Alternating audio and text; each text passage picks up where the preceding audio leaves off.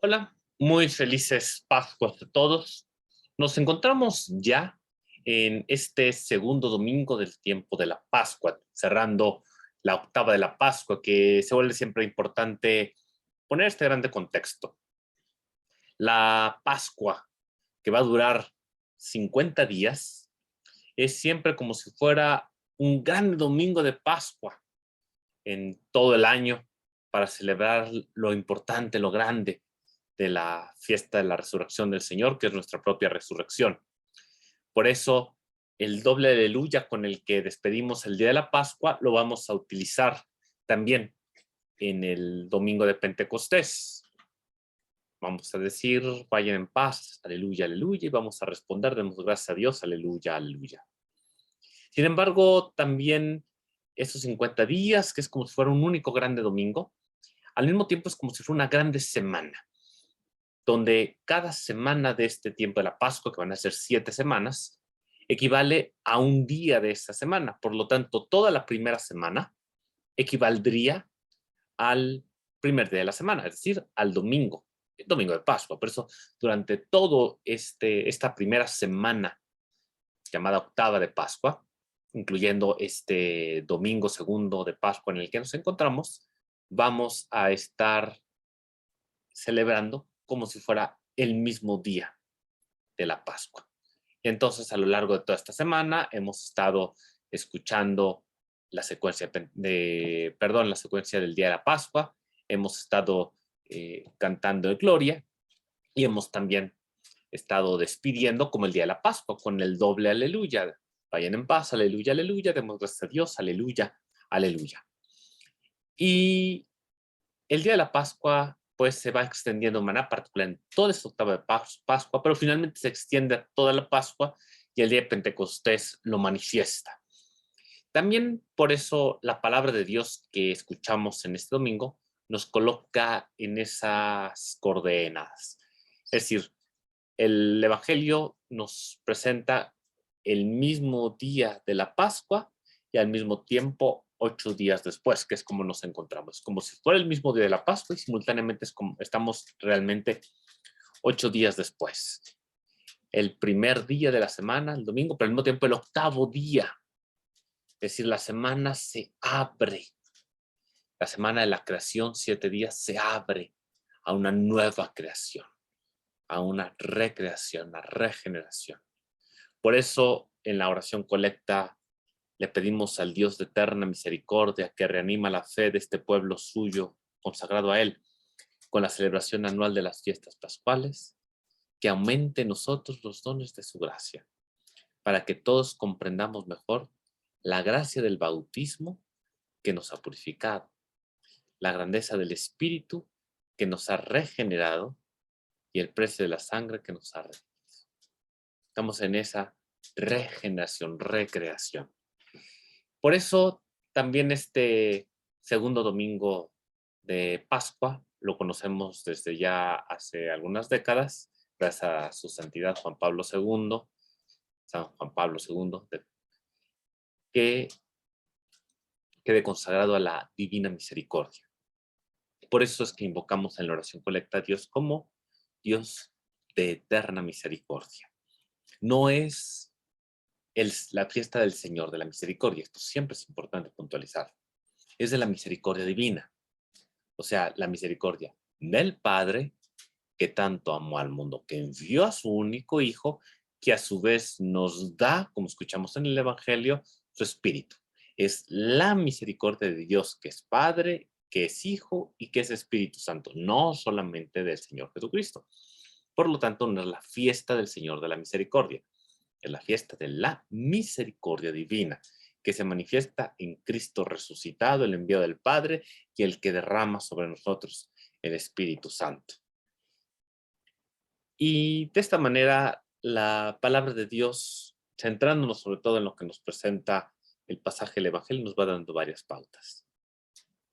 Los discípulos que ya han tenido noticias de la resurrección, lo escuchábamos hace 8 días, ven la tumba vacía, dice el evangelista que ven, creen, al menos para el discípulo amado, los hemos escuchado el martes pasado. María Magdalena se encuentra con Jesús, María, Rabuní, y ella va y anuncia a los discípulos que ha visto al Señor. Sin embargo, los discípulos siguen teniendo miedo, siguen encerrados, con miedo. Jesús se hace presente y les ayuda a tener fe. Les dice la paz, shalom, shalom aleikum, la paz con ustedes. No es simplemente la ausencia de guerra, es ese shalom habla de la paz como don de Dios. Pues decimos en cada misa, la paz les dejo, mi paz les doy. Tu Señor dijiste esto. Es la paz del Señor la que nada ni nadie nos puede quitar. La que vence entonces ese miedo que los tenía cautivos. Y una vez con esa paz, les da su espíritu. Sopla sobre ellos el aliento de vida, su ruaj, y les da ese don. Aquí valga recordar quienes pudieron seguir la misa o participar en la misa la misa crismal, recuerdan cómo el arzobispo sopló sobre el crisma, sino el espíritu. Jesús sopla sobre sus discípulos y les dice, reciban el Espíritu Santo. Ese espíritu que entonces los fortalece, les recuerda como Él da todo lo que Él les había dicho. Y de esta manera quedan purificados, porque también nosotros, por el agua y el Espíritu Santo, el mismo Espíritu Santo, hemos quedado purificados. A quienes les perdonen los pecados les quedarán perdonados. Es decir, aquellos que viendo los signos, como ellos ven ahora al Señor, crean, se adhieran a Él y le correspondan con su vida, sus pecados les quedarán perdonados. Obviamente aquí siempre hace referencia al sacramento de la penitencia, obviamente, pero también a la Eucaristía, el precio de la sangre que nos ha redimido. Como dice la oración colecta, hace referencia también, por lo tanto, a la sangre de Cristo, que es el precio de nuestra salvación. Sangre de la alianza nueva y eterna que será derramada por ustedes y por muchos para el perdón de los pecados. Y entonces, una vez que ellos han sido fortalecidos, posibilitados, entonces los envía. Y en el caso de Tomás en particular, le dará, ya lo hizo con los discípulos, lo hará también con Tomás, les ayuda a creer. Y Tomás podrá dar la confesión máxima de fe. Señor mío y Dios mío, o sea, lo confiesa como Dios. Y entonces también ahí es donde lo que orábamos en la oración colecta se vuelve lo que la palabra de Dios nos quiere llevar. Va a decir el evangelista que dichosos aquellos que sin ver creerán. Nosotros no hemos visto físicamente al Señor como se presenta para los discípulos en el Evangelio. De hecho, va a concluir diciendo que muchas otras cosas hizo, pero se han escrito estos signos en este libro que escuchamos para que nosotros creamos. Es decir, nosotros estamos llamados a ser aquellos dichosos que creen sin ver. Y se nos dan los signos para creer, condensados hoy en lo que hemos escuchado en el Evangelio, para que entonces, como orábamos en la oración colecta, nosotros comprendamos mejor la gracia del bautismo que nos ha purificado, la grandeza del Espíritu que nos ha regenerado, el precio de la sangre que nos ha redimido. Y si nos damos cuenta, se refiere también a 3 de los principales sacramentos que llamamos iniciación cristiana: bautismo, confirmación, Eucaristía. Estos, así como para los discípulos, nosotros nos han posibilitado, como lo hizo Jesús, que escuchábamos en el Evangelio, para poder creer en Él.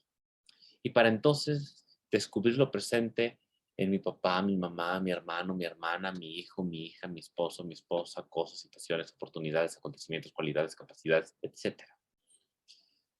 Temo que podamos ser de esos dichosos que, sin verlo físicamente, sin embargo, creemos en los signos de su presencia. Que esto nos lleve a, como ya nos ha querido preparar la Cuaresma, al perdón de nuestros pecados, para que entonces nuestra vida, esa elección que hacemos de creer en Él, implica siempre una decisión, creer en Él, querer creer en Él, darnos la oportunidad de descubrirlo, entonces también se manifiesta, se muestra en nuestra conducta, en nuestra vida diaria, lo que hacemos, lo que no hacemos, cómo lo hacemos, lo que decimos, lo que no decimos, cómo lo decimos. Ahí se manifiesta si hemos creído en Él o no. Somos aquellos dichosos que creemos, que vemos a la luz de lo que escuchamos en su palabra, los signos que nos narra su palabra, somos capaces de descubrirlo a Él, en los signos que Él nos da cada día para manifestarnos su presencia. Y ahí entonces experimentar la misericordia de Dios, la divina misericordia que se sigue prolongando hasta nuestros días y en nuestra propia historia. La experimentamos, le creemos, actuamos en consecuencia y entonces vivimos en este primer y octavo día, no solamente una creación, sino una recreación, una regeneración. Esto es lo que estamos llamados a vivir. La octava de Pascua que cerramos con este día nos quiere llevar a esto.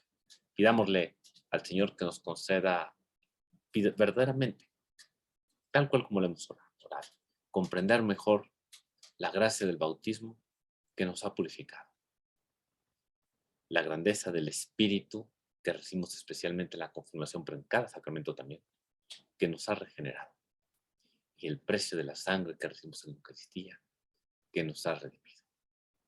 Como siempre, quienes podamos participar en la celebración de la Eucaristía, estaremos haciendo memoria de este bautismo, pidiendo al Señor que renueve esa gracia en nosotros.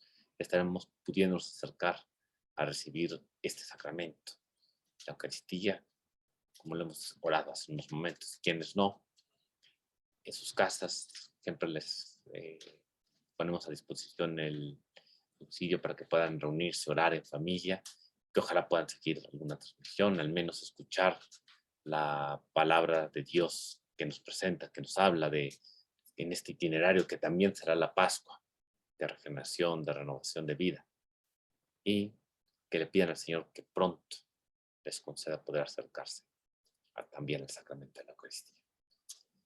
Que tengan todos unas muy felices Pascuas de Resurrección y que Dios les bendiga a todos.